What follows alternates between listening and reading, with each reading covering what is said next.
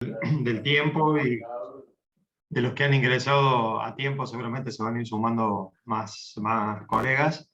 Les damos la bienvenida. Yo creo que me conocen, soy Carlos Cuatrini, del Departamento de Ambiente y Seguridad de la Unión Industrial, y bueno, estamos trabajando con el grupo de apoyo, básicamente gracias al soporte de ADEC y con todo el apoyo técnico y de conocimiento que hemos recibido a través de la Secretaría de Extensión de la Facultad de Ciencias Exactas, Físicas y Naturales, que tiene a cargo estas capacitaciones.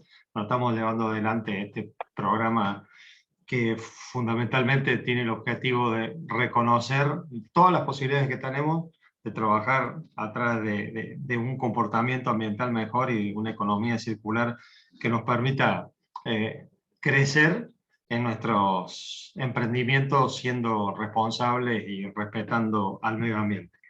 Así que sin mucha más introducción, empezaríamos la cuarta sesión de capacitación, la penúltima. La semana que viene vamos a estar en la última, bueno, con un programa en donde hemos estado acompañando a varias empresas y recibiendo sus mejores prácticas y reconociendo todas sus posibilidades. Así que bueno, seguramente la semana que viene, ya al final, le vamos a contar y resumir un poco de todo lo que se ha hecho y lo que se ha venido aportando. Y sin mucho más, lo dejamos al ingeniero Hugo Pesi que empiece con la presentación, con las dinámicas. Durante la presentación siempre tienen habilitado el chat para que vayan planteando todas sus inquietudes. Candelaria de la Unión Industrial es la que va a ir moderando al final todos los aportes, dudas y comentarios que se vayan generando para hacerlo ordenado. Así que bueno, les agradecemos nuevamente, un gusto que estén con nosotros y le damos el paso a Hugo para que empiece con la presentación. Gracias a todos. Bueno, muchísimas gracias, Carlos. Muchísimas gracias a la Unión Industrial de Córdoba por esta oportunidad, a la Secretaría de Extensión de mi facultad por haberme invitado a participar en este excelente programa.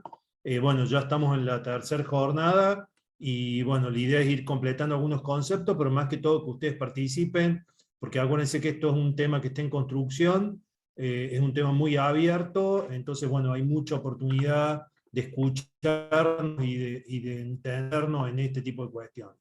Vamos simplemente a hacer un repaso de algunas cuestiones que ya vimos y un poco, digamos, rescatar algunas cuestiones que ustedes les preguntamos o les pedimos que hablaran o que nos dijeran qué hacían en su organización referente a algunas prácticas de la gestión integral de residuos sólidos. El 90% nos dijo que en tu organización la realizaban, y lo cual es realmente muy bueno, y dentro de eso les planteamos, bueno, qué prácticas de estas hacían dentro de la organización, y bueno, ustedes fíjense que estamos viendo que la gran mayoría practica cuestiones referidas a la minimización o la reducción, otros nos hablaron de reutilizar y reparar, un 66% nos habló de reciclar, tratamiento y valorización un 55%, y una fracción menor hablaban directamente de la parte de disposición y enterramiento. A ver, simplemente lo que buscaba esto era que cada uno pensara o repensara, como se habló en la clase, el encuentro pasado, sobre qué cosas hacemos o cómo nos ubicamos dentro de esta pirámide de Hibsu y dónde podemos estar mejor y hacia dónde podemos ir. Ese era un poco el objetivo. La idea después, y ahora me van a ayudar acá mis colaboradores. La idea es que algunos de ustedes, a los cuales de los que contestaron, si están presentes, la idea era que nos dijeran qué hacían. Maru, José, les pido que me ayuden con esto. Sí, sí. Vamos a girar la rueda, no se trata de que ¿La tiro yo? No. Podés hacerlo vos también. Si queremos ver atrás, Hugo. Ahí donde dice un link ahí abajo, fíjate. Donde dice Will, ahí apretar. Bueno. Ahí te va a cargar y entonces apretar la rueda y va a salir una empresa. ¿Esto apretó? Te aprieta en medio, sí.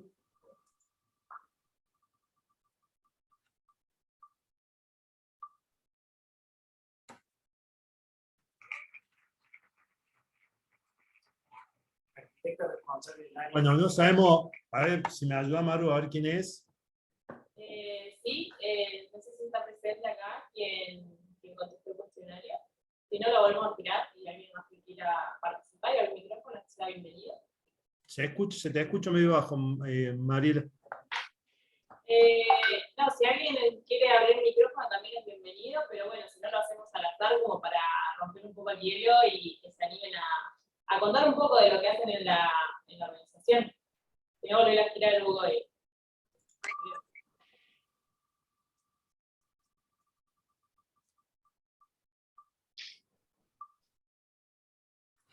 Ahí apareció otra empresa.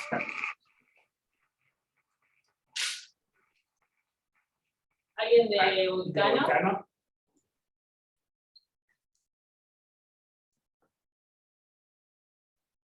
Bueno, estamos teniendo mala suerte. Sí. A ver, otra. Una vez más, a ver, La última. la última, y si no, bueno, pedimos voluntariamente que O al final, alguno que se anime al final.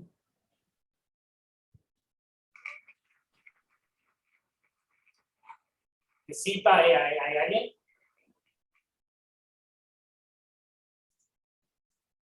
Bueno, se ve que hemos tenido mala suerte. Sí. ¿Alguien quiere contar, digamos, un poquito de lo que hacen en su empresa? ¿Se consideran dentro de las prácticas? Hola, buen día. Buen día. Hola. ¿Cómo va? Yo soy Emiliano, trabajo para Prodeman. Yo no tengo problema, si quieren les puedo comentar. Sí, dale. por favor. Sí, Emiliano, por favor. Puntualmente sobre qué. Perdón, disculpen si yo no vi si había salido en la rueda, justo estaba teniendo un llamado.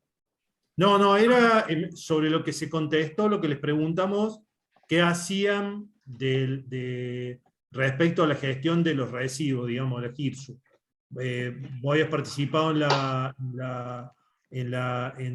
lo que les preguntamos la clase pasada, y era que nos contaran un poco, bueno, dónde estaban ubicados ustedes y hasta dónde habían avanzado, digamos. Bien. De forma resumida, nosotros en la empresa tenemos una clasificación de 3 tipos de residuos: los RCU o domiciliarios, los especiales o industriales, que son los que se generan a gran escala o en un volumen grande, y los peligrosos, ¿sí? De los catalogados por ley. Particularmente sobre los RCU y sobre los industriales son sobre los que podemos establecer una mejor gestión, viéndolo desde un punto de vista de sustentabilidad de la empresa, dado que sobre los peligrosos es seguir la ley básicamente, y sí tal vez aplicar la RD reducción o modificar la generación de los residuos en origen. Eso es en lo que nos podemos enfocar en peligrosos. Respecto a los otros, sí tratamos de aplicar una metodología de 4R, tratando de reducir a todos en origen, conservando las condiciones y la calidad de proceso. Y en los industriales particularmente, que solemos generar grandes volúmenes de, por ejemplo, pallets reciclables, chatarra, big bags, en nuestro caso por la metodología de comercialización, sí tratamos de recuperar esos materiales o repararlos, dependiendo de qué estamos hablando, y lo que ya no se puede recuperar internamente, o repararlo al menos, se trata de comercializar o trabajar con alguna empresa de reciclado, siempre haciendo especial enfoque en que tengan las habilitaciones correspondientes, o en caso de que no tengan la habilitación, de que sean auditados por nosotros y que nosotros nos podamos cerciorar o asegurar de que su proceso es el que nos emiten mediante un certificado. Bueno, No muchísimas sé gracias. si más o menos Emiliano. responde. Sí, sí, No. responde muy bien a cuál es la idea de lo que buscamos. Y muchísimas gracias y bueno, felicitaciones por el trabajo que realizan en la empresa. Bueno, muchas gracias. Me faltó, perdón, esto como el broche de esto, es que nosotros hace 5 años llevamos, nuestro indicador principal en residuos es el porcentaje de reciclaje, ¿sí? En donde básicamente lo contabilizamos en kilos dependiendo de la categoría o el tipo de residuo, bueno, ¿cuántos de ellos suman al porcentaje reciclables? Todos los años tenemos como objetivo aumentar esa escala, aumentar el porcentaje, y la verdad que en los últimos 5 años hemos tenido un progreso bastante grande. Recién, entre 2020 y 2021, hemos entrado en un bache, pero tal vez porque hemos alcanzado nuestro límite con las tecnologías que hoy tenemos. Pero eso es nuestra metodología, nuestro fomento de mejora continua. Perfecto, Emiliano. Sí, eso, bueno, un poco la exploración del tema tecnología, pero a veces, bueno, no depende de uno, sino también de las condiciones de mercado, un poco lo que vamos a charlar hoy de esas cosas, digamos. Bueno, muchísimas gracias de nuevo, y bueno, y continuamos, si les parece. ¿Se está viendo la presentación? Sí. Sí. Bueno. Hoy de lo que vamos a hablar es un poco de las soluciones disponibles y un poco de algunas cuestiones de innovación. Evidentemente, en tan poco tiempo lo que vamos a hacer es una introducción, digamos, a estas cuestiones y a abrir los temas para, bueno, seguramente más adelante podemos continuar o ampliar o trabajar mejor en algunas líneas de este tipo. La idea de hoy es eso, digamos, especial relevancia con el tema de la valorización, como vimos en el encuentro pasado, y cuáles son esos procesos de asociación del aprovechamiento de recursos. Está claro que una de las grandes herramientas es la asociación, es decir, nadie lo puede hacer solo esto. Ninguna empresa, por una cuestión de escala, por una cuestión de tecnología, por muchas limitaciones, se puede hacer solo. No se puede hacer solo del Estado, no se puede hacer solo de la parte privada, sino que hay que asociarse para este tipo de cuestiones. Hablar de estas soluciones alternativas, un concepto que me parece muy importante es el de la simbiosis, esta asociación de procesos para reaprovechar recursos, el ecodiseño, la transformación, y bueno, y al final vamos a ver, como decía Carlos, algunos ejemplos. Bueno, ya tuvimos uno, digamos, ya empezó a hablar una de las empresas, y al final vamos a ver algunos otros ejemplos de lo que es esta valorización a nivel local. Volvemos a un concepto importante que es el valorizar. Cuando vimos el concepto de residuo, habíamos visto que un problema era la pérdida de valor, es decir, un material se convierte en residuo esencialmente por la pérdida de valor, un valor económico, técnico o ambiental, es decir, lo que volvemos a hacer es darle valor, o encontrar a alguien para el cual ese material, tal cual es tal, tenga valor, es decir, no necesariamente un material tiene que pasar por un proceso de transformación para ser valorizado. Entonces lo que hablamos es que el proceso es restituir valor. ¿Para qué restituir valor? Para su reinserción en la matriz productiva o en la matriz de consumo. Esa sería esencialmente la cuestión cuando hablamos de valorizar. Entonces, para lo cual tenemos que conocer el valor de ese material y ver cómo le restituimos valor en alguna o en todas sus cuestiones. O sea, no solamente en lo económico, sino también en lo técnico o en lo ambiental. ¿Qué cosas podemos hacer para valorizar? Lo directo es reaprovechar algo sin transformarlo. ¿Por qué? Porque eso también implica que no voy a estar haciendo un gasto en energía y en recursos para valorizar, o sea, no necesito otra cuestión. Eso es el reaprovechamiento directo, que hay ejemplos de ese tipo de cuestiones, el reuso y otras cuestiones de este tipo. Después, en algunos casos necesito transformarlo materialmente a ese residuo para que tenga valor. Y finalmente también tengo la posibilidad de lo que se llama valorización energética, es decir, convertir a ese material en un combustible. Esa sería la otra cuestión. Convertir a ese material en un combustible. Evidentemente este es un flujo bastante simple, pero bueno, tenemos que armarnos nuestro propio método de toma de decisiones, y tenemos que saber cuándo ese material, a lo que le vamos a llamar material residual, de alguno de nuestros procesos productivos, de alguno de nuestros procesos, tenemos que decir si para nosotros tiene o no tiene valor, tal cual está. Si no lo tiene, se nos convierte en un residuo. Se nos convierte en un residuo. Ahora bien, si lo tiene, tenemos que saber si lo tiene para nuestro propio proceso o no. Y en ese caso lo vamos a derivar a algún mercado de materiales recuperados o materiales para el reciclado. Si lo tiene para nuestro proceso, lo inserto nuevamente en mi propio proceso productivo. En mi propio proceso productivo. Después viene la posibilidad que al no tenerlo, y sea un residuo, se pueda valorizar. Y ahí vienen los límites de la valorización, el límite del reciclado. Es decir, si yo lo puedo valorizar desde el punto de vista, como decíamos, técnico, económico o ambiental, posiblemente no pueda ser valorizado y tenga que ser dispuesto en disposición final. Ahora bien, si se puede valorizar, puede ser que necesite que pase por algún tipo de tratamiento, y de esa forma yo lo puedo enviar de vuelta a mi reuso reciclado o al mercado del reciclado.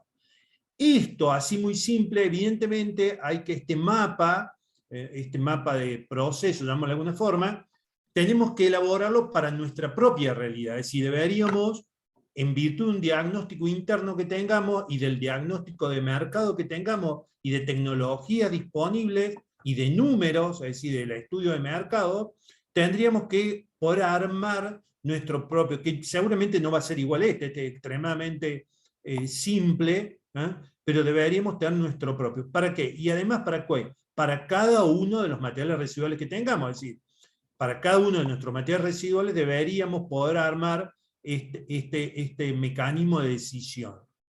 Este mecanismo de decisión. Ahora bien, ¿a qué nos referimos? Antes de salir de este tema, evidentemente acá aparecen las tecnologías, claramente. O sea, la disponibilidad en tecnologías de tratamiento. La disponibilidad técnica en técnica local, y además los costos de esas tecnologías de tratamiento en un determinado momento. En un determinado momento. Y por supuesto también aparecen las situaciones del mercado de los materiales reciclados. De los materiales reciclados. Y también aparece cuánto nos impacta el uso de materiales reusados, reciclados, en nuestro propio proceso. Entonces, ustedes empiezan a ver que nos van apareciendo cuestiones técnicas, pero también nos van apareciendo números en cada uno de los casilleros, que tenemos que ir llenando, para poder ir sabiendo si la decisión es viable o no es viable en cada uno de los casos. Otra cuestión que introducimos es una cuestión que es la simbiosis para el aprovechamiento de recursos. Es decir, ¿qué quiere decir esto? La simbiosis del aprovechamiento de recursos. Es decir, denme un segundito. La simbiosis del aprovechamiento de recursos. Es decir, ¿qué quiere decir esto? ¿Cómo podemos unir procesos industriales, inclusive entre diferentes empresas, para aprovechar energía, el agua, la logística, los materiales de otros? Es decir, cómo, incluido en el propio diseño de un parque industrial, ya podemos empezar a ver cómo podemos aprovechar esos materiales, sin sacarlos de ese parque industrial, o tener claro quiénes pueden participar en este proceso de simbiosis industrial, que evidentemente es un mecanismo colaborativo. Es un mecanismo colaborativo, es decir, tenemos que ver cómo podemos encontrar dentro de otros procesos el material que nosotros necesitamos. Y cómo podemos encontrar en los procesos de otros material que a mí no me sirve, y que sí le puede servir al otro. Entonces, de eso estamos hablando de simbiosis industrial. Concepto que viene de la biología, muchos habrán estudiado lo que es la simbiosis, en este caso los líquenes, es decir, como dos especies, entre comillas, colaboran, intercambiando materiales, energía o información en beneficio mutuo, digamos. Esto no sería parasitismo, digamos, no es con una parasita a la otra, sino con una colaboración, en este caso los hongos y la alga, hablamos de los líquenes, esta simbiosis biológica en este caso. Evidentemente, para esto se necesita un diseño, es decir, la simbiosis tiene que ser un proceso estructurado, tiene que ser un proceso estructurado necesariamente, porque imagínense que además estoy uniendo diferentes procesos en muchos casos, entonces tengo que conocer, no es simplemente poner en el mercado, sino que me permite colaborar, digamos, entre diferentes situaciones. El ejemplo mundial más conocido y más antiguo es un parque industrial en Kalundborg, en Dinamarca, que está funcionando desde 1972. Hay empresas de muchísimos tipos dentro de este parque industrial. Esto es un modelo que ha empezado a ser replicado en otro lugar del mundo. Son 13 empresas las que trabajan en este parque, en este sistema colaborativo, e intercambian, digamos, por ejemplo, agua, energía y materiales. Y materiales. Es decir, van uniendo sus procesos a través de este intercambio, lo que, por ejemplo, para una industria puede ser un agua residual, puede ser tratada y puede ser utilizada para otra industria. O, por ejemplo, energía calórica. Hay industrias que les sobra energía calórica y que esa energía calórica puede ser tomada por alguna de las otras industrias. Por alguna de las otras industrias. Entonces, bueno, este es un ejemplo de lo que se trata la simbiosis industrial. Evidentemente, es un modelo a ser analizado, a ser replicado. Hay algunas situaciones particulares donde se pueden dar este tipo de cuestiones, pero digamos, la economía circular tiene que ver con esta posibilidad de que no necesitemos. ¿Por qué? Porque en este caso en particular aparece una cuestión muy importante que son las cuestiones logísticas. Es decir, uno de los grandes motores para la simbiosis industrial es el tema de los costos logísticos del traslado de los materiales. Pues recuerden siempre que uno de los grandes limitantes que tenemos en el caso de la recuperación de materiales y el reciclado son los costos de logística. Son los costos de logística. Entonces, bueno, un poco la simbiosis industrial, este tipo de modelos, apunta hacia ello.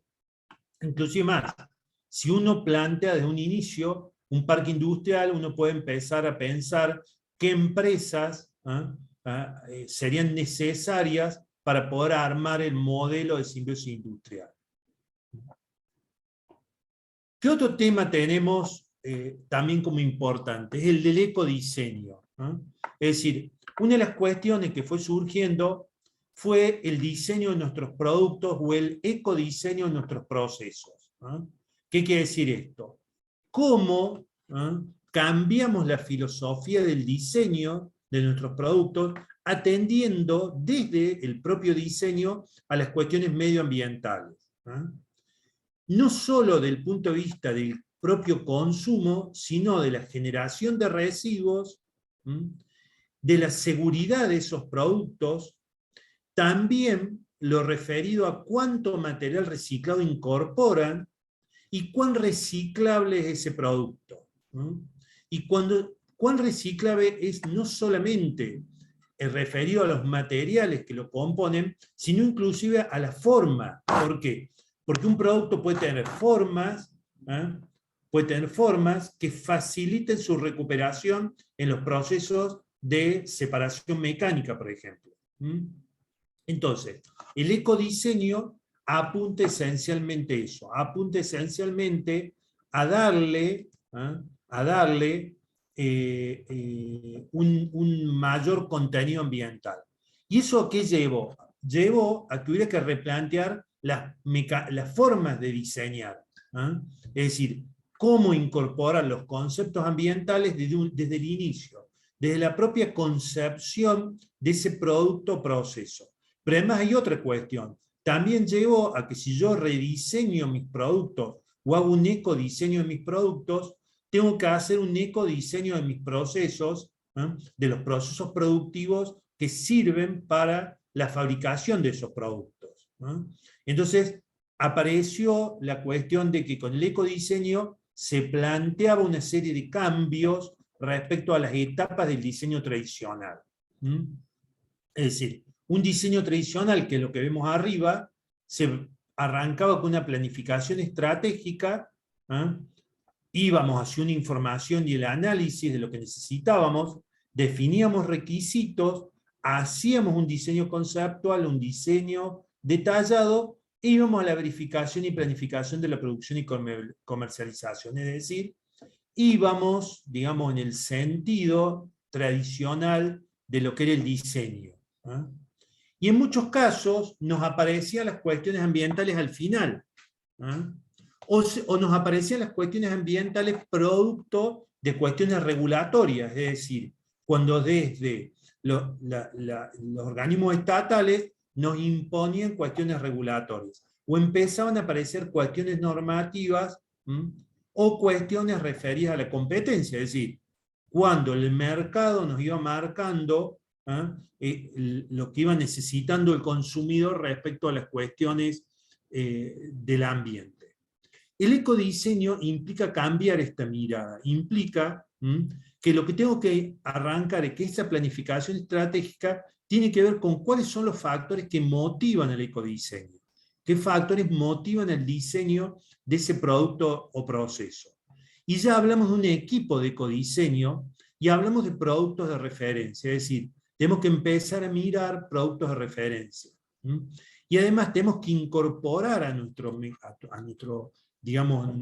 conceptos de diseño, conceptos que tienen que ver hasta con cuestiones de la propia naturaleza, y también cuestiones desde un inicio referidos a evaluar ambientalmente en una segunda etapa, y acá vuelve a aparecer el análisis de ciclo de vida como una herramienta que ya tiene bastantes años, pero sigue siendo extremadamente útil. Es decir, yo tengo que someter todas mis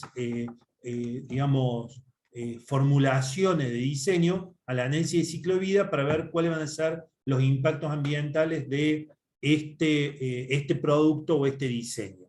Los impactos ambientales desde la propia, la propia extracción de materias primas, la propia transformación de esas materias primas, los propios procesos de obtención de materiales reciclados como materia prima de mi producto. Entonces tengo que analizar todo eso en el ecodiseño. Todo eso entra en esa información y evaluación ambiental. Es decir, tengo que arrancar desde un inicio haciendo todo este camino. Lo que hago en tercera etapa es tener un brief, que normalmente tenía este resumen sobre las condiciones de este producto, pero en este caso se convierte en un eco-briefing, es decir, donde ya tengo empiezo a dar definiciones sobre lo que va a ser mi producto. Lo que va a ser mi producto.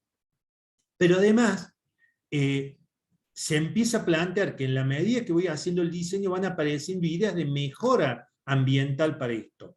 Porque además dentro del ecodiseño puede estar involucrado no solamente la posibilidad de reciclar los materiales del producto, sino la posibilidad de reusar los envases o parte del producto, la posibilidad de reparar el producto, la posibilidad de refabricar el producto. Todas esas R aparecen ahora en el ecodiseño. Entonces no es solamente la reciclabilidad de los materiales que lo componen el ecodiseño, sino también aparecen las otras R's, con lo cual aparece la gran R, que es el repensar todo el proceso, como hablamos en el encuentro anterior, digamos. Ese sería un poco el camino para irlo trabajando. El camino para irlo trabajando. Yo estoy perdido.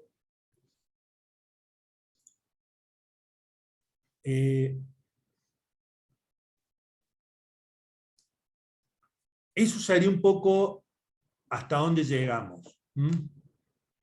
Otra cuestión es, una vez que yo definí el producto, también aparece la necesidad de comunicar cuáles han sido las mejoras y tener indicadores del verdadero efecto de este ecodiseño.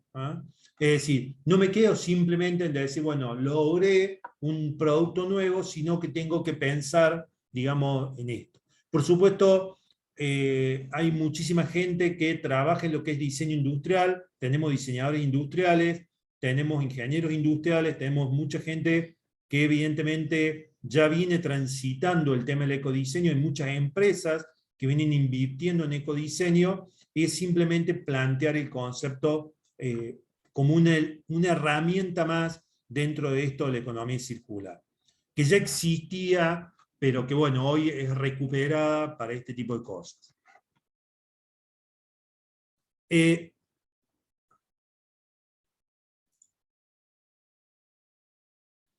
Ahora bien, el gran tema ahora es cómo transformamos esos residuos en recursos, digamos, cómo encontramos la forma de que esos materiales que tenemos se conviertan de nuevo en recursos, o que no estemos obligados a llevarlos a disposición final, enterramiento, a perderlos de lo circular, a perdernos la posibilidad de que formen parte de algún tipo de cascada, que formen parte de una reinserción en su ciclo productivo. Y lo primero que tenemos que conocer en este caso es los límites que tenemos para esto. Es decir, es como que nos paramos a tratar de ver por qué qué cosas nos impedirían hacerlo. Es decir, qué cuestiones yo tengo que tener asumidas desde un inicio que me pueden limitar la posibilidad de poder hacerlo. Esto sería un poco el camino para poder avanzar en este sentido. Y en este sentido, tenemos dos grandes limitaciones, la ambiental y lo económico. No tanto lo técnico, porque hoy se podría decir que prácticamente hay disponibilidad en la técnica mundial para prácticamente reciclar la mayoría de los materiales. Ahora bien, el problema va a ser que haya cuestiones ambientales y qué cuestiones económicas son las que nos impedirían hacerlo. Las que nos impedirían hacerlo. Y acá viene la cuestión ambiental, primero que nada. Es decir, este proceso de reciclado, este proceso de recuperación, implica mayores o menores impactos ambientales que tener materia prima virgen o original. Es decir, ¿cómo puedo hacer para saber que lo que yo voy a hacer para recuperar este material no me genera mayores impactos? No me genera mayores impactos. Yo tomé el ejemplo de las latas de hojalata, donde se pueden recuperar, evidentemente, pero hay que hacerles un proceso. Hay que lavarlas, con lo cual voy a generar aguas residuales, hay que sacarle el estaño, voy a generar residuos metálicos, y finalmente voy a ir a un proceso de fundición con emisiones y escoria. Pero no solamente son estos impactos, es también el impacto que producen las emisiones del transporte de estos materiales. Es decir, yo voy a tener una huella de carbono en muchas de estas etapas. Voy a tener una huella hídrica en estas etapas. Entonces tengo que empezar a analizar cuáles son los pros y los contras de mis procesos que yo estoy planteando y cuáles son los verdaderos impactos ambientales de estas soluciones que yo estoy proponiendo. Entonces el primer límite que tengo que revisar para ver si lo puedo pasar es el límite ambiental.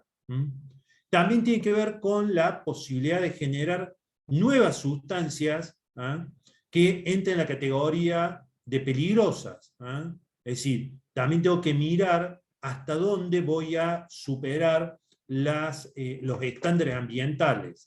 Eso sería un poco la cuestión que tengo que analizar. Entonces no es simplemente me venden una tecnología, me gusta una tecnología y creo que eso es la solución, sino que tengo que tomarme el trabajo de hacer todo el análisis para, en mi caso en particular, cuál es la disponibilidad. Es decir, como les decía, hay solución prácticamente desde el punto de vista técnico. Ahora, ¿cuánto cuesta esa solución? ¿Cuán disponible es esa solución? ¿Cuán sustentable es esa solución? Del punto de vista de los equipos que requiere, del mantenimiento que requieren esos equipos, de la energía que consumen esos equipos. de energía en sentido amplio, energía eléctrica, combustibles, repuestos, reparaciones, y todo eso lo tengo que analizar a lo largo del tiempo que yo espero poder utilizar esta cuestión. Entonces, un poco la primera es la cuestión ambiental, es decir, yo tengo que tener analizado mis impactos, los impactos que va a tener cualquier tipo de proceso de estas cuestiones. Evidentemente, hay procesos, como decíamos en la cuestión, en los encuentros anteriores, que tiene que ver con la complejidad de los materiales. Es decir, mientras un material es más complejo, mayor va a ser el esfuerzo por tratar de separar sus componentes en un proceso de tratamiento. Un material homogéneo, que es simple, evidentemente es mucho más fácil llevar adelante su proceso de recuperación. Entonces, les decía, y además, dentro de lo ambiental, también tengo que tener en cuenta los estándares ambientales del lugar donde yo estoy trabajando, es decir, cuáles son los estándares ambientales respecto a tratamiento de aguas residuales, vertido de aguas residuales, emisiones a la atmósfera, manejo de sustancias peligrosas. Entonces, todo ese tipo de cuestiones las tengo que analizar, las tengo que valorar, las tengo que valorar. Otra cuestión tiene que ver con el otro gran límite, que es el límite económico. Es decir, el límite económico es un límite, digamos, complejo. ¿Por qué es complejo? Porque empieza desde el propio costo de recuperación. Del propio costo de recuperación. Entonces ahí aparecen cuestiones referidas a los precios de mercado, es decir, en ese costo de recuperación tengo que compararlo contra mis costos de recogida, en este caso, cuánto impacta, como vemos acá, acá me quedo afuera, esto que en la línea de la X es el porcentaje de recuperación, es decir, en qué momento mis costos de recuperación van a bajar y van a ser iguales o menores a mi costo de recolección. Entonces, ese tipo de cuestiones son las que yo tengo que comparar. A ver, yo tengo que hacer un mecanismo de recuperación de materiales. ¿Cómo lo comparo con lo que me salía simplemente que me lo vengan a buscar y me lo dispongan finalmente? Esa es la primera pregunta. Después, recordemos que además de esto viene no solamente el beneficio, sino vienen otros beneficios que también los tengo que tomar en cuenta. Los tengo que tomar en cuenta. Entonces, la cuestión económica es multicompleja, digamos, hay que hacer una multivaloración. En este sentido van a entrar los costos de recuperación. La mano de obra es importante si tengo un sistema de recuperación de materiales donde tengo un costo de mano de obra muy importante porque tengo algún tipo de selección manual, cuáles son las condiciones de contrato de trabajo, sindicales. Entonces, todos esos costos yo los tengo que empezar a integrar para definir cuál es el límite económico. ¿Cuál es el límite económico? Por supuesto que no es lo único que van a valorar. No es lo único que van a valorar. Porque posiblemente haya cuestiones de beneficio de mercado para la empresa que les haga recuperar parte de esos costos. Esos flujos también los tienen que analizar. Esos flujos también los tienen que analizar. Entonces, este tipo de cuestiones son las que necesito ver en lo que tiene que ver con lo que llamamos límite del reciclado. Es decir, lo ambiental por un lado, y lo que tiene que ver con lo económico por el otro. Vamos a ir.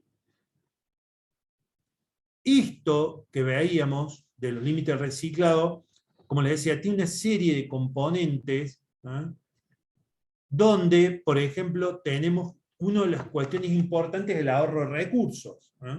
Muchos de los procesos de recuperación y reciclado de materiales implica un ahorro importante de recursos. ¿Qué recursos? Primero los recursos naturales, que son parte esencial de las materias primas. Entonces ahí ya tengo el primer ahorro de recursos. también los ahorros de recursos energéticos. Entonces, tengo que construir mi propia curva de ahorro de recursos y de cada uno de los recursos que voy a estar ahorrando en la medida que aumento mi porcentaje de valorización. Aumento de mi porcentaje de valorización. Otro concepto económico tiene que ver con el beneficio marginal. Esto se lo dejo a los economistas, es decir, cómo valoro los beneficios marginales a partir de que aumento mi porcentaje de valorización. Otra cuestión, como habíamos visto, tiene que ver con los impactos ambientales. Es decir, ¿en qué momento, hasta qué momento yo puedo aumentar mi porcentaje de valorización sin que los impactos ambientales que produzco excedan a algún tipo de límite aceptable desde el punto de vista legal? Entonces yo tengo que buscar cuál es ese punto de equilibrio, hasta dónde llega mi porcentaje de valorización.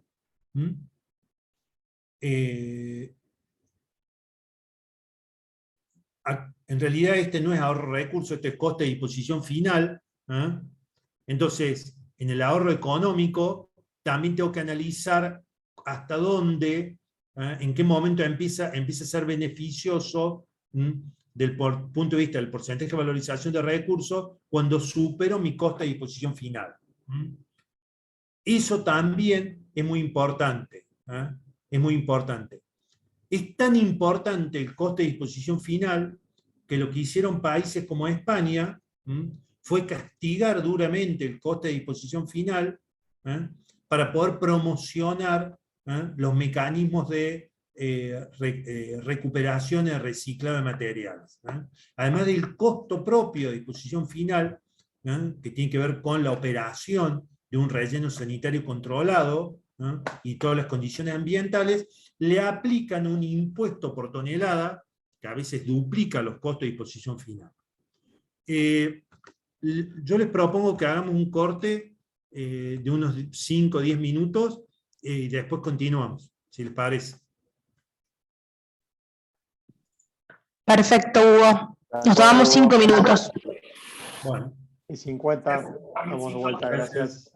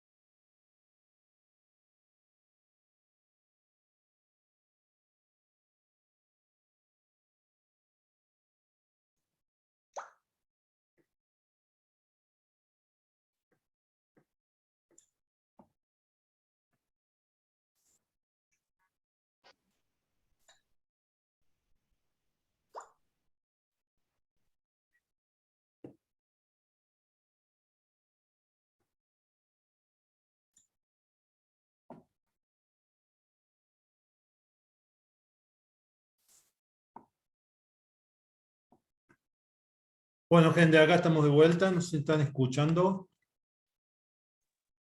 Perfecto, Hugo. Bueno, Yo te escucho. tenemos un par de minutitos más de esto de la parte teórica y después ya pasaremos los ejemplos y a bueno, a abrir la discusión, me parece, Carlos y gente, así hacemos esto. ¿Ah? Y ya he visto que hay algunas ya preguntas en el chat, así que bueno, vamos a ir terminando con la parte introductoria teórica, digamos. ¿Ah? Entonces, volvemos a los límites del reciclado. Ahora bien, tenemos que construir, no hay una fórmula única o parámetros únicos para cada uno de nuestros procesos, digamos. Es decir, tenemos que construir y ver cómo superamos estos límites. Para poder llevar adelante estas cuestiones tenemos que poder demostrar que el proceso que vamos a encarar, digamos, primero porque vamos a tener que justificarlo técnicamente, ambientalmente y económicamente. Entonces, este proyecto en que nos vamos a introducir, tenemos que revisarle todos esos costos. Teniendo en cuenta además, como ya lo hemos dicho, que a su vez tenemos determinados precios que dependen de valores de materias primas que nos van controlando a su vez el mercado de los materiales reciclados o de los materiales recuperados. Es decir, hoy claramente esta situación, que esperemos que sea coyuntural, de la invasión de Rusia a Ucrania, muestra lo que ha sido, cómo ha disparado el precio del petróleo y el gas. Entonces, bueno, esto hay que ver cómo impacta después, evidentemente, sobre el mercado de los plásticos. Otra cuestión también tiene que ver con ir mirando lo que va pasando a nivel de limitaciones que tienen que ver con lo ambiental, para determinado tipo de productos. Es decir, vimos que la semana pasada salió la OCDE a hablar del tema de plásticos, justo antes de la cumbre de las Naciones Unidas sobre el medio ambiente, que cerró ayer, y que una de las grandes noticias es este nuevo convenio internacional sobre el tema de los plásticos. Evidentemente eso es algo que no va a tener efecto pasado mañana sobre el mercado mundial de plásticos, pero va a empezar a marcar tendencia referido a lo que van a ser nuevas legislaciones y nuevas cuestiones referido al tema de los plásticos. Entonces, ese tipo de cuestiones también las tenemos que ir mirando.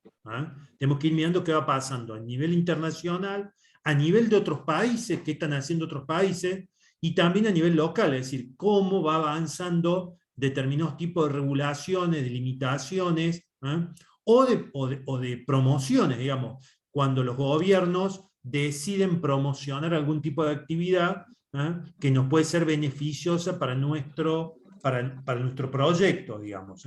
Entonces, todas estas cuestiones las tenemos que ir analizando para ver hacia dónde vamos. Ahora bien, eso tiene que ver con qué tipo de residuos vamos a trabajar, es decir, con qué tipo de materiales vamos a trabajar. ¿Por qué? Porque eso nos va a marcar qué tecnologías tenemos disponibles o qué tipo de procesos vamos a necesitar. Porque evidentemente no hay soluciones mágicas, no hay soluciones únicas para este tema. Entonces, en muchos casos tengo que pensar que voy a tener que combinar tecnologías o combinar procesos para poder llegar a determinado tipo de soluciones. O voy a necesitar quien me preste determinados servicios. ¿Por qué? Porque además se viene abriendo de a poco todo un mercado de servicios ambientales que van a empezar a ser, que son requeridos ya, que vienen siendo requeridos, y muchas empresas que en algún momento su servicio ambiental era solo logístico, han empezado a cambiar hacia ofrecer otro tipo de servicios ambientales y de tratamiento y de procesamiento. Entonces, tengo que ver cuál es la disponibilidad de tecnologías, pero además también cuál es la disponibilidad de prestadores de estos servicios. o si lo voy a hacer con terceros, o lo voy a asumir en forma propia, como ocurre en muchos casos. Hay muchas empresas que tienen planta de tratamiento de líquidos residuales, y que no las operan ellas mismas, sino que tienen empresas tercerizadas, especializadas en el tema, que lo pueden hacer. Inclusive hay grandes empresas que todo el manejo interno de sus residuos, de su isla ecológica y todo lo demás, también lo tienen tercerizado. Entonces, tenemos que empezar a ver cuál es la disponibilidad, y también tenemos que empezar a ver cuáles son las oportunidades de negocio que se van abriendo para este tipo de cuestiones. También desde el punto de vista de por ejemplo, la fabricación de equipos para este tipo de tratamientos. Recuerden que todavía muchísimos de los equipos para el tratamiento de residuos, el sector de la construcción de este tipo de equipos es un sector muy pequeño en la Argentina, que todavía tiene un mercado potencial muy grande referente a este tipo de equipos. Inclusive algunos países en desarrollo han logrado ubicarse, como proveedores de este tipo de equipos, y aún hoy se importan muchos estos equipos desde otros países, digamos. Entonces, todo este tipo de cuestiones las tenemos que ir mirando también como mercados potenciales, de todo lo que tiene que ver con esto de la economía circular. Es decir, la economía circular no es solamente los flujos de materiales, los flujos de residuos, lo que podemos hacer con esos residuos, sino los servicios, los equipos, todo lo que vamos a necesitar para poder manejar esta cantidad de materiales que tenemos. Recuerden que estamos hablando de miles de toneladas. El área metropolitana de Córdoba, en total, no es solamente los más de 2.000 toneladas por día que entran a Piedras Blancas, sino hay muchísimas más toneladas que están dando vueltas de materiales que pueden ser recuperadas. Y Argentina, el área metropolitana de la Ciudad de Buenos Aires, el SEAMSE maneja 17.000 toneladas por día. Entonces, imagínense lo que implica desde el punto de vista de la cantidad de materiales, la cuestión potencial que hay respecto a todos estos materiales. Principalmente yo le hice una pequeña, esto se puede subdividir muchísimo más, evidentemente, pero hay 4 grandes grupos de materiales o residuos que hay que atender.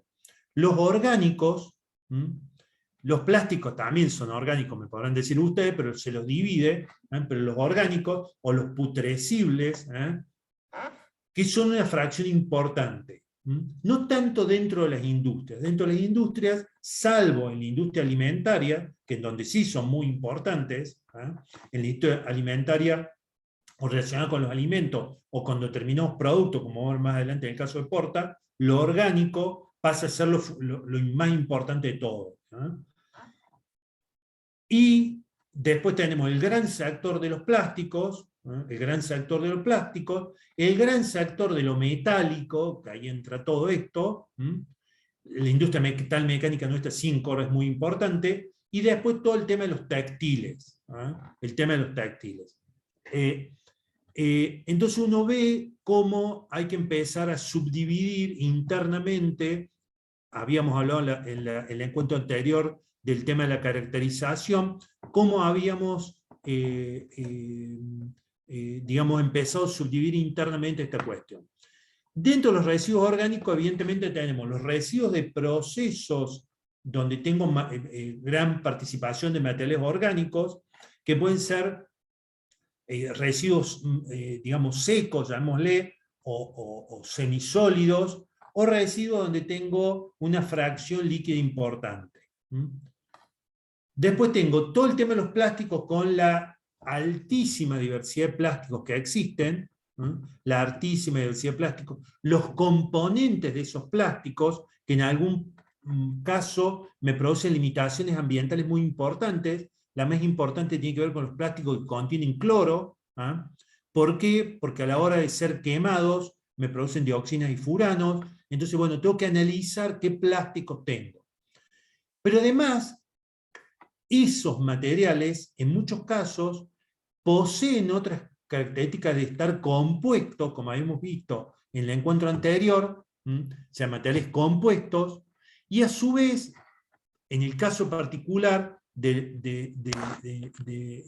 tiene que ver con todo lo que tiene que ver con los envases, con el packaging, digamos, todo lo que tiene que ver con los envoltorios de nuestros productos, donde además tengo tintas y tengo toda una serie de otros materiales que me complican la recuperación. Es decir, un envase de cartón no es solamente una caja de cartón, sino además yo puedo tener cintas de embalaje, etiquetas, toda una serie de cuestiones. Con los envases plásticos también ocurre lo mismo, entonces tengo que analizar ese tipo de cosas.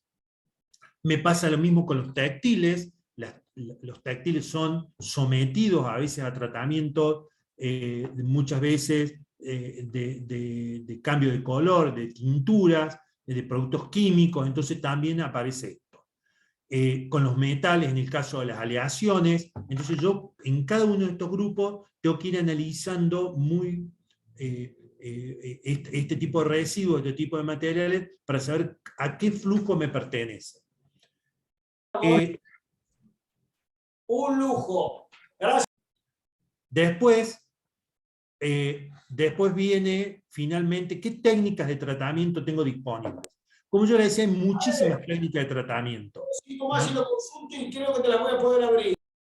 Hay muchísimas técnicas de tratamiento. Hay muchísimas técnicas de tratamiento. En forma general, se clasifican primero las físicas, que yo le decía que lo que aprovechan son las características, las propiedades físicas de los materiales, las distintas propiedades físicas de los materiales. A partir de esas propiedades físicas, yo puedo establecer procesos que me permitan separar los materiales, por su peso, por su densidad, por su forma, por su color, en el caso de las cuestiones ópticas. Entonces yo tengo el gran grupo de todos los mecanismos físicos aprovechando estas cuestiones. Evidentemente también dependo del contenido de humedad que tenga. Después viene el gran grupo de la cuestión, de la cuestión química, y la físico-química, donde se me combinan la física y las químicas. Acá hay alguno más conocido, como la vitrificación, que se utiliza, por ejemplo, para algunos materiales como baterías o pilas. Propiedades como el de la estabilización, que se utiliza con materiales orgánicos, que no los llevo a compostaje, pero sí los estabilizo. Entonces, me aparecen muchísimos. Los biológicos, donde aparecen, para el caso de barros o líquidos, los tratamientos de fango activado en bacterias, y en el caso de los residuos orgánicos, el compostaje o la generación de gas a partir de metano, y aquellos que tienen que ver con la energía. Desde la pirólisis, la gasificación, que logro transformar un determinado material para que me genere gas, y lo pueda quemar, o la incineración directa, que lo puedo hacer simplemente para hacer desaparecer el residuo, o ya prácticamente esto no se hace, o la incineración para generar energía, o en algunos casos de líquidos, la evaporación. Lógicamente esto es simplemente un pantallazo de lo que hay. Evidentemente después para cada residuo en particular se tiene que analizar qué disponibilidad tengo de materiales, pero una cuestión muy importante es que en la mayoría de los casos voy a empezar por la separación mecánica. Voy a necesitar de alguna forma la separación mecánica. Y cuando hablo de separación mecánica, ya la separación en origen entre decidir si un residuo lo pongo en un recipiente o en otro, eso ya es separación mecánica.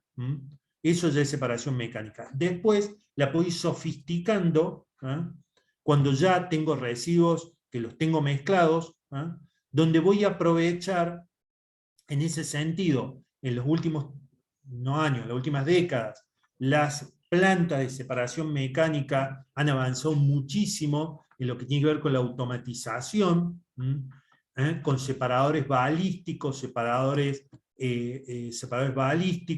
para aprovechar la forma de los materiales, separadores por densidad, separadores ópticos que separan vidrio, separan plástico por color.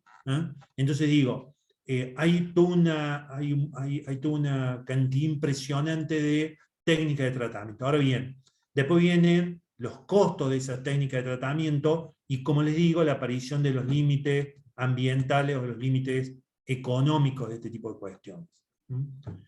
Eso es el resumen que les quería hacer. Es un tema, digamos, muy grande, muy complejo, pero que no nos tiene que asustar en el sentido que, desde el punto de vista técnico, hay muchísima disponibilidad de tecnología de tratamiento, ¿eh? Que hay que buscarla para nuestros materiales y se pueden ir avanzando en este sentido. Hay mucho trabajo de muchas empresas de Argentina, hay mucho trabajo en muchas empresas cordobesas que han innovado, han hecho un trabajo muy sacrificado en aprender tecnología, en incorporar tecnología, en capacitar a su personal, en el tema de residuos de aparatos eléctricos y electrónicos, en pilas y baterías, en todo lo que viene con reciclados de papel y cartón, plásticos. Bueno, vamos a ver algunos ejemplos. Es decir, digamos, quienes digamos, estamos en el tema de residuos, vemos que cada vez más hay una fuerte tendencia. Por supuesto, además de los sectores gubernamentales, como en la clase pasada, lo que viene haciendo la Municipalidad de Córdoba con el tema de economía circular, bueno, todo esto va generando un clima favorable a este tipo de cuestión. Ahora vamos a ver algunas alternativas y ejemplos. Maru, te voy a pedir ayuda con esto, a ver si funciona. No sé si Carlos o alguno quiere hacer alguna introducción a esta parte, contar qué empresas vamos a ver. Ustedes. Bueno, yo les comento un poquito. Bueno, mi nombre es Cecilia, estoy también participando en el programa de WIC Circular, y en una de las actividades que realizamos en el programa es visitar algunas industrias. Bueno, por una cuestión de recursos, solo se han escogido 20 industrias de la localidad de Córdoba, en donde hemos conocido sus procesos, sus materias primas, su gestión de residuos y demás, y hemos, bueno, conocido infinidad de acciones referidas a disminución de residuos, de reciclaje, de reutilización, muchas buenas prácticas en las industrias que hemos visitado, y en otras industrias también que van a participar ahora, que no visitamos, pero que conocemos buenas prácticas que desarrollan, siempre partiendo de la premisa de que lo ideal, no hay mejor residuo que aquel que no se genera, pero bueno, sabemos que estamos muy lejos de llegar a esa situación, pero sabemos que también se trabaja muchísimo y tenemos muchos ejemplos y buenas prácticas para compartir con ustedes. Por una cuestión de tiempo solo vamos a ver hoy tres empresas con prácticas ya sea de gestión de residuos, como también de uso integral de la materia prima y de asociación de procesos. Sí, esto de que decimos mucho de rediseñar y repensar, a futuro tiene un gran trabajo a las áreas de ingeniería, de desarrollo y de diseño para repensar o rediseñar tanto los productos como los procesos, ¿sí? Hacer procesos y productos que sean lo más sustentables posibles. Si querés pasar a la siguiente filmina, Hugo. Bueno, vamos a comenzar con un ejemplo de la empresa Marea, que hace piscinas, ¿sí? De fibra de vidrio, en donde sí visitamos su industria y pudimos ver la recuperación de PET, de plástico, que ellos hacen principalmente de botellas de plástico, que es un recupero postindustrial, ¿sí? Que es recuperación de botellas de otras industrias, de localidades, de municipios, en donde ellos lo que hacen es adecuar ese material, ¿sí? A través de limpiezas, clasificación, trituración y demás, para que tenga la calidad necesaria para después transformarlo en resina, que es la materia prima de sus procesos para fabricación de piletas, ¿sí? Ellos por año recuperan o reciclan más de 50 toneladas de PET. Y bueno, para poder hacer esto, obviamente que tienen todo, como decía Hugo, un proceso de mecánico, de lavado, de trituración y todo, porque tiene que tener una calidad para que sea un producto confiable y demás. No sé si está Damián Valdés por ahí, de Marea, que nos quiera comentar algo más de cómo tratan este residuo que recuperan de otros lados. Hola, Ceci.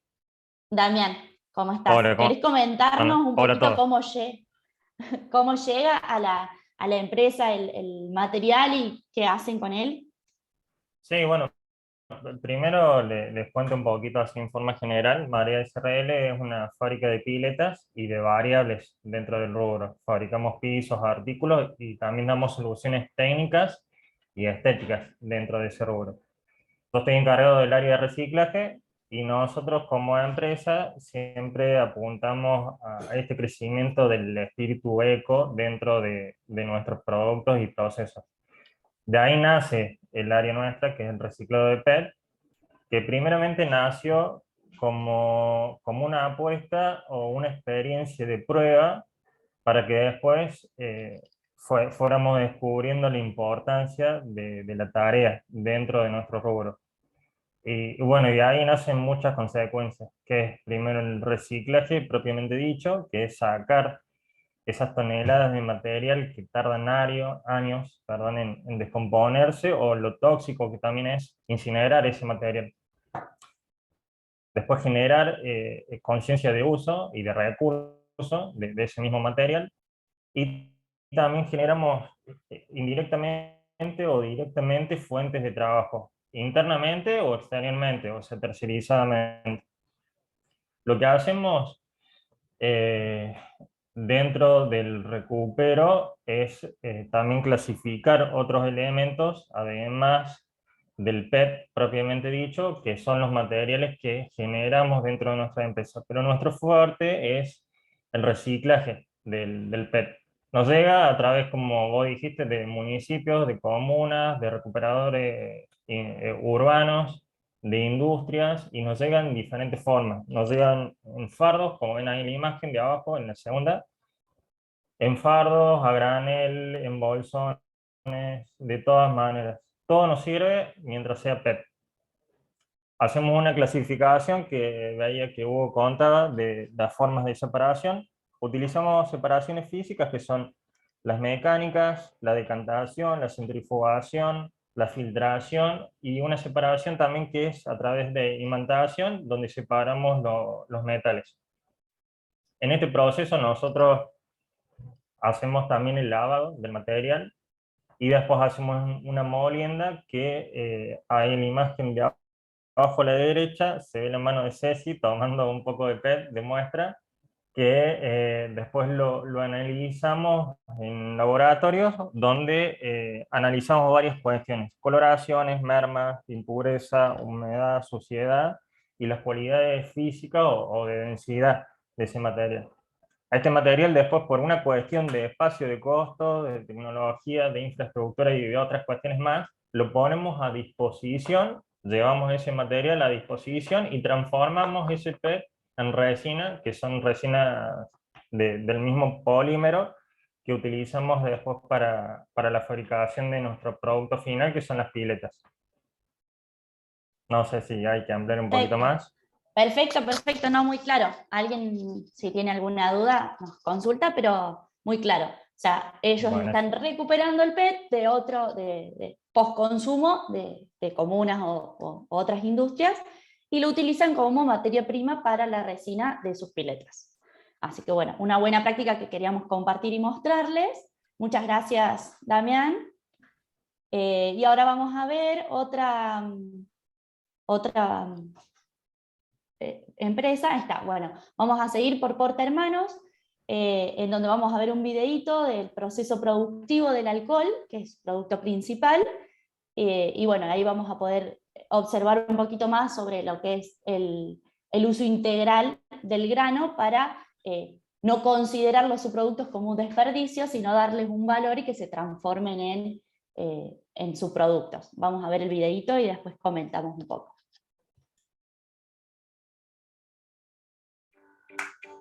Este es nuestro proceso productivo, con el cual agregamos valor a la producción de nuestra tierra. El maíz que se siembra en nuestro país llega a tu mesa de distintas formas, como choclo desde la verdulería, polenta desde el súper, glucosa en productos alimenticios como caramelos, dulces y gaseosas. Se exporta como grano, y una parte del maíz que antes se exportaba llega a Porta en granos. En la planta se lo selecciona y se controla su calidad. y se muelen hasta quedar como harina. En la licuefacción se le agregan agua y enzimas y se cocina con vapor para que el almidón se transforme en azúcar. Luego se deja fermentar de manera natural y se le agrega levadura para que el azúcar se vuelva alcohol. El proceso es similar a la manera casera de fermentar la cerveza, vino o pan. Al llegar a la destilería, se separa el alcohol por un lado y el agua y los sólidos por otro. El alcohol pasa por un proceso de refinamiento para obtener un producto de máxima pureza para uso medicinal, cosmético y alimenticio. En esta planta modelo se aprovecha integralmente el grano. Los productos derivados son burlanda, proteína de maíz, como alimento para vacas, pollos y cerdos, aceite de maíz, dióxido de carbono para gaseosas, carbonato de calcio. En la etapa de elaboración y fraccionamiento, el alcohol de alta calidad obtenido pasa a ser materia prima para la elaboración de alcohol medicinal, vinagres y bebidas. Al finalizar todo el proceso, nuestros productos llegan a las industrias, a los hogares, supermercados, farmacias, centros de salud y restaurantes. Todo el proceso de producción es totalmente controlado y asegurado bajo normas internacionales de calidad, seguridad y sustentabilidad. Somos empresa B certificada y contamos con certificaciones ISO 9001, ISO 14001 en gestión ambiental e ISO 22000. Tenemos productos con certificaciones kosher, halal y libres de gluten, lo que nos permite ofrecer en nuestro país productos de la mejor calidad de una manera responsable.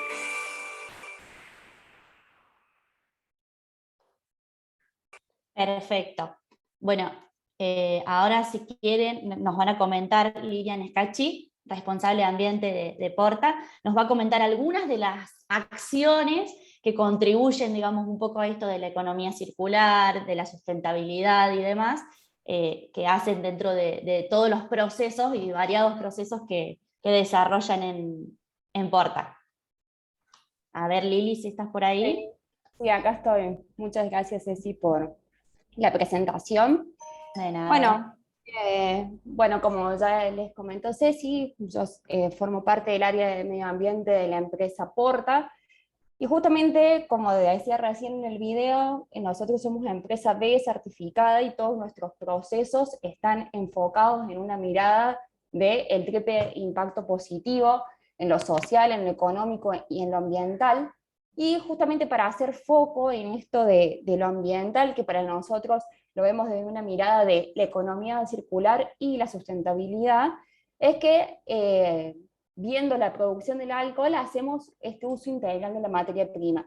¿Qué quiere decir esto? Que en la producción de alcohol, que lo hacemos a partir del grano de maíz, todo lo que son desperdicios de la producción de alcohol, nosotros lo aprovechamos para darle un nuevo valor. ¿Sí? Justamente esto de que veníamos hablando de la asociación de procesos es algo que nosotros hacemos dentro de la empresa para revalorizar lo que sería un desperdicio de nuestra producción. ¿Sí?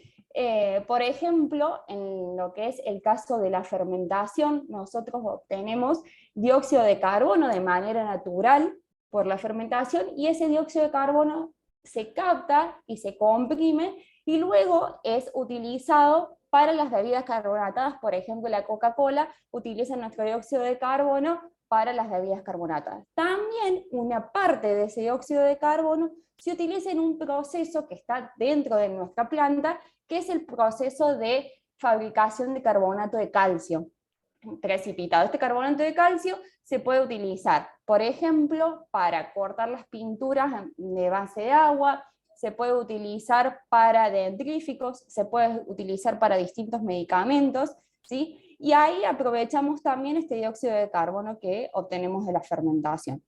En el proceso de dióxido de carbono también se generan ciertos residuos, ciertas mermas que tenemos de la producción de carbonato de calcio, y ese carbonato actualmente nosotros también podría ser un residuo, y con esta mirada integral del proceso pensamos cómo podemos hacer para revalorizar ese desperdicio que tenemos de la producción de carbonato de calcio, y actualmente lo estamos utilizando con la empresa 13 Construcciones para hacer lo que es el revoque y la pintura de viviendas sustentables que se hacen con ladrillos ecológicos, y aprovechamos ahí el desperdicio de carbonato de calcio. Por otro lado, lo que es los sólidos que quedan de la fermentación del maíz, lo utilizamos para obtener lo que es la burlanda, que es un alimento para el ganado principalmente, que es de alto valor proteico, ¿sí? Entonces también revalorizamos esos sólidos. Y a ese sólido se le extrae lo que es el aceite de maíz, que actualmente nosotros no lo refinamos, pero sí lo vendemos y lo comercializamos para también darle un valor. Esto quiere decir que desde la mirada integral tratamos de que todos nuestros procesos puedan ser asociados con otro dentro de la empresa para generar cero desperdicio, ¿sí? Tratamos de buscar nuevas alternativas, porque desde esta mirada nosotros no solamente pensamos que estamos contribuyendo al ambiente, sino también al económico. Estamos viéndole la oportunidad a un residuo que, si no le diéramos esta oportunidad, no nos quedaría otro que descartarlo.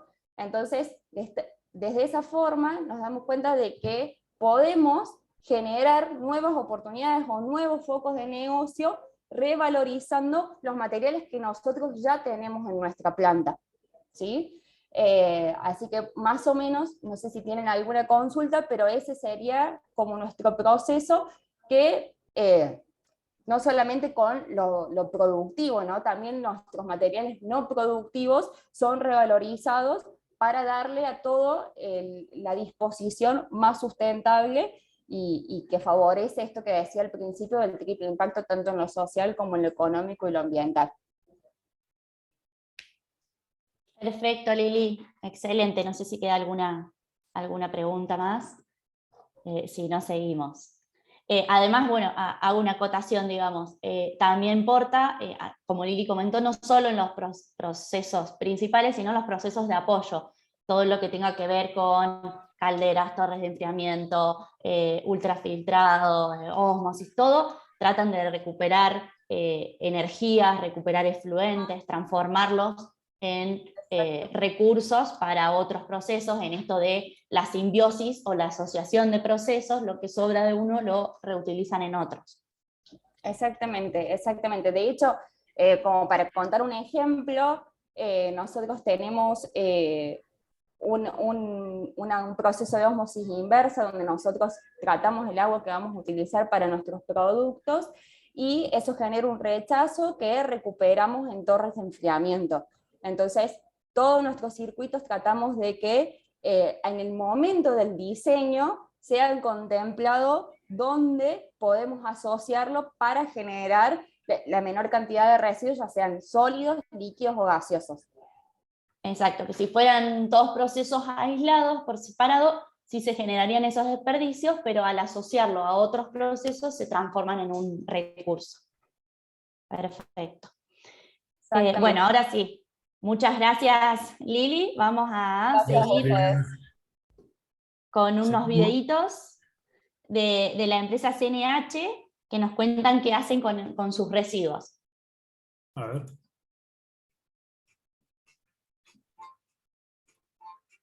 Hola, bienvenidos a todos, soy Paula del equipo de Medio Ambiente y en esta oportunidad te voy a estar contando y mostrando el tratamiento biológico de los residuos orgánicos del comedor. Como primera instancia de este tratamiento biológico, todos los restos de comida, tanto de la cocina durante la preparación de alimentos, como los restos de comida que nosotros dejamos en el almuerzo, son llevados a la compostera, en donde, a través del proceso de descomposición, las lombrices californianas transforman esos restos de comida en un abono orgánico. ¿Y cuál es el objetivo final de esta compostera? Evitar mandar estos residuos de enterramiento, lo cual genera un gran impacto ambiental. Y de esta forma, con este tratamiento biológico, lo que estamos contribuyendo es a que el 100% de nuestros residuos sean gestionados y que su destino final sea distinto al enterramiento. Todos los días se traen los restos de comida a la compostera, donde le va agregando material seco y material húmedo, se va removiendo y junto con la acción de las lombrices californianas se va degradando y convirtiendo en un fertilizante que es un abono natural para las plantas.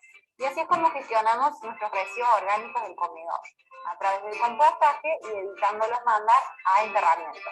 De esta forma implementamos la última de las 5 R, recuperar.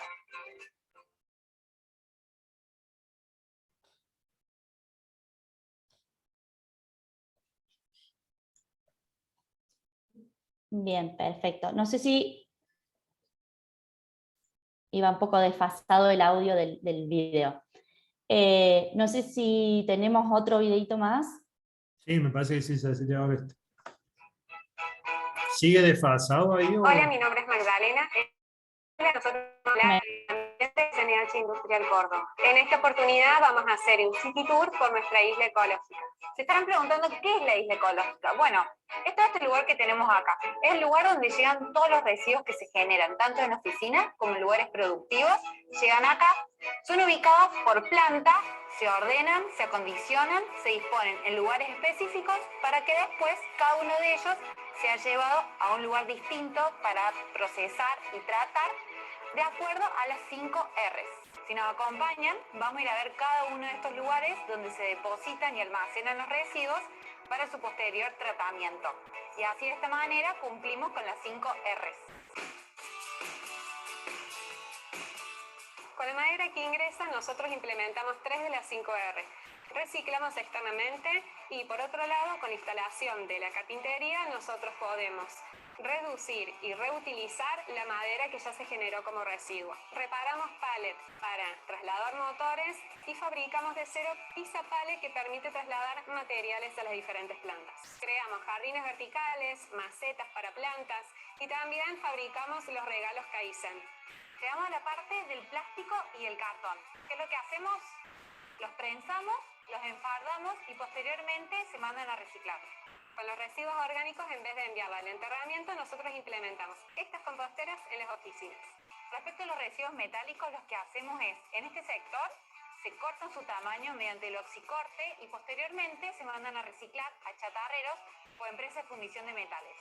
En el área de residuos peligrosos tenemos por un lado el residuo líquido peligroso que posteriormente se va a llevar a una planta de tratamiento físico-químico y por el otro lado el residuo sólido peligroso. El mismo se va a mandar a coprocesar, es decir, se recupera la energía del residuo peligroso y se utiliza como combustible alternativo en la industria del cemento. Además, enviamos a coprocesar todo residuo no peligroso que no se puede reciclar. Por ejemplo, los envoltorios de comida, vasitos de plástico, de telgopor, cucharitas, cintas adhesivas y demás.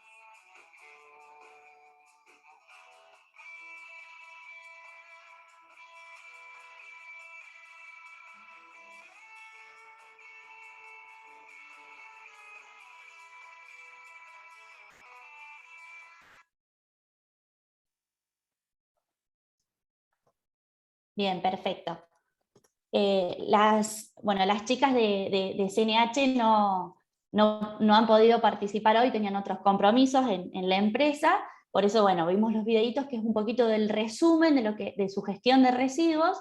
¿Sí? CNH es una industria bastante grande en donde manejan diferentes clases de residuos y grandes volúmenes, entonces ahí pudimos ver cómo implementan el sistema de las 5R en su industria con los residuos que ellos generan. Es como a modo de ejemplo para que puedan inspirarse y ver buenas prácticas de otras industrias. Hemos tenido muchos ejemplos y buenos casos de éxito para mostrar, pero por una cuestión de tiempo limitado, escogimos algunos para que puedan ver diversidad de ejemplos. No sé si tienen alguna consulta, alguna duda. Dejo de proyectar, ¿te parece, Ceci? Sí, está bien. Ya estamos terminando. ¿Dudas de todo lo que hemos visto hoy? Ahí, si quieren, puedo leerles las consultas que fueron dejando en el chat a lo largo de la presentación de Hugo. Hugo, ¿me escuchás? Sí, te escucho bien. Bueno, perfecto. La primera consulta fue ¿qué profesionales pueden asesorar sobre los impactos ambientales y si hay legislación? Sobre el tema de impacto ambiental, hay muchas diferentes profesiones que participan como consultores ambientales. Si hay legislación, porque la Secretaría de Ambiente de la provincia digamos, es la que acepta, digamos, a quienes pueden presentar estudios o avisos de proyecto. ¿Ah? Digamos, no en la legislación nacional en el tema, ni hay exactamente quiénes pueden hacerlo. Dentro de esas profesiones hay muchos, hoy Córdoba cuenta con, bueno, nuestra facultad cuenta con la carrera de Ingeniería Ambiental, pero también participan los ingenieros civiles, bueno, de muchas profesiones participan en esto, digamos. No hay una profesión específica, digamos, que pueda hacer los estudios de impacto ambiental o las cuestiones ambientales. Digamos. Bien, después hay otra consulta que Ceci ya respondió en relación al cartón y al papel, se entrarían como categoría industrial. Ahí Ceci ya, no sé si quiere agregar algo más, Hugo. No, está bien lo que contestó, que preguntaba... Hay múltiples categorías, claro. Digamos, Hugo resumió como algunas principales, pero bueno, hay industrias que tienen muchos más residuos peligrosos y patógenos, hay otras que tienen mucho más cartón y papel, hay otras que tienen vidrio, ¿sí? Hay múltiples categorías. Sí, hay muchísimas categorías y evidentemente depende de los procesos. Digo. ¿Ah? Bueno, perfecto. Después muchos mensajes de agradecimiento y de que estuvo muy buena la jornada de hoy. Recordarles que entre hoy y mañana les vamos a compartir por mail a los inscriptos el material y vamos a subir la jornada de hoy a YouTube. Las otras dos anteriores ya están en YouTube. Y recordarles que el jueves de la semana próxima a las 10 va a realizarse el último encuentro de capacitaciones del cuarto módulo. De mi parte, nada más, no sé si Hugo, Carlos, Diego quieren agregar algo, Ceci. No. Muchas gracias a todos por participar y bueno, por comunicarse con nosotros para mostrar sus ejemplos y demás también. Antes de que Carlos hable, muchísimas gracias a todos. La verdad que por ahí hay muchas caras conocidas y gente que trabaja hace muchísimos años en estos temas, que tiene iniciativas muy, muy importantes. No voy a nombrar ninguno en particular, pero que trabajan muchísimo y han hecho muchísimo por estas cuestiones. Y bueno, y muchas gracias de nuevo a la Unión Industrial, a la facultad por dejarme participar humildemente con este pequeño aporte. Muchas gracias.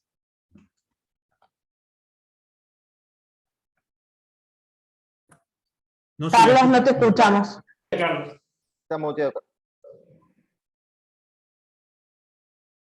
No, Carlos. Bueno, ¿Ahí me escuchan? Ahora sí. Ahí sí, Carlos.